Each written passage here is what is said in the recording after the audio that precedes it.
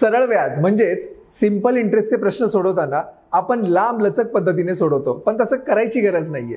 बघा आता प्रश्न हा तसाच आहे आणि मी कसा सोडवतो ते पहा. एका व्यक्तीने 4 वर्षे साध्या व्याजाने म्हणजेच सरळ व्याजाने ठराविक रक्कम गुंतवली. त्यापैकी 3/7 रक्कम 7% दराने, 2/5 रक्कम 9% दराने आणि उर्वरित रक्कम 11% दराने गुंतवली. तुम्हाला काय विचारलंय, मिळालेली एकूण व्याज जर 11,880 रुपये असेल तर गुंतवलेली एकूण रक्कम किती आहे. आता जर तुम्ही ऑब्झर्व केलं व्यवस्थित, इथे 3/7 दिलेला आहे आणि इथे 2/5 दिलेला आहे. म्हणजे 3/7 आहे आणि 2/5 आहे. याच्या छेदामध्ये बघा ना, इथे 7 आहे आणि इथे 5 आहे. तर काय करायचं, 7 आणि 5चा लसावी काढला मी, तो येतो 35. बरोबर आहे की नाही. ह्याचा लसावी येतो 35. मग मी काय करतो, अज्युम करतो की ती रक्कम 3,500 आहे, म्हणजे 3500 रुपये रक्कम आहे असं मी अज्युम करतो. का, मला हे कॅल्क्युलेशन करणं सोपं जाईल.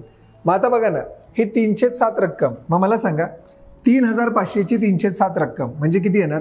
3,500 चे 3/7 म्हणजे किती रक्कम येणार. 7×5 35, 500 गुणिले 3 म्हणजे 1,500 रक्कम. त्यातली 1,500 रक्कम 7% दराने, 1,500 चे 7% किती येतात बरं. 15×7 5,500 म्हणजे 105. दुसरी रक्कम बघा 2/5 आहे. मला सांगा 3500 चे 2/5 किती येणार. तर इथे 5×7 35, 700 गुणिले 2 ते येतात 1,400 आणि 1,400 ची रक्कम किती टक्के दराने गुंतवली आहे, ती 9% दराने. 1,400 चे 9%, 1,400 गुणिले 9 ते येतात 126. आणि उरलेली रक्कम मला सांगा, 1,500 झाले, 1,400 झाले, रक्कम उरली किती. रक्कम उरली 600, कारण आपण 3500 अज्युम केलेलं आहे. ही जी 600 रक्कम आहे ती 11% दराने गुंतवली. 600 चे 11% येतात 66 रुपये. जर तुम्ही यांची बेरीज केली तर ती बेरीज येणार 297 रुपये. 297 बेरीज येते म्हणजे 297 रुपये व्याज झालं. पण ते व्याज 4 वर्षाचं आहे. एकूण व्याज किती आहे, 11,880. बघा तिकडे दिलेलं आहे.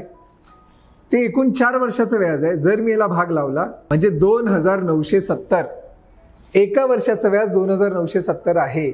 पण आपलं उत्तर किती आलंय, 297. बघा ना, आता आपलं उत्तर 297 आलंय आणि ऍक्च्युअल उत्तर पाहिजे होतं 2,970. मला सांगा कितीने गुणलंय मी, 10ने गुणलंय. मग त्याचप्रमाणे मी अज्युम काय केली आहे, मुद्दल मी अज्युम केली आहे 3500. मग या 3500ला पण 10ने गुणावं लागेल. 3500ला पण 10ने गुणावं लागलं तर उत्तर येणार 35,000. याचा अर्थ मुद्दल होती 35,000, जे आहे आपला ऑप्शन नंबर 1. बघा आहे की नाही सिंपल.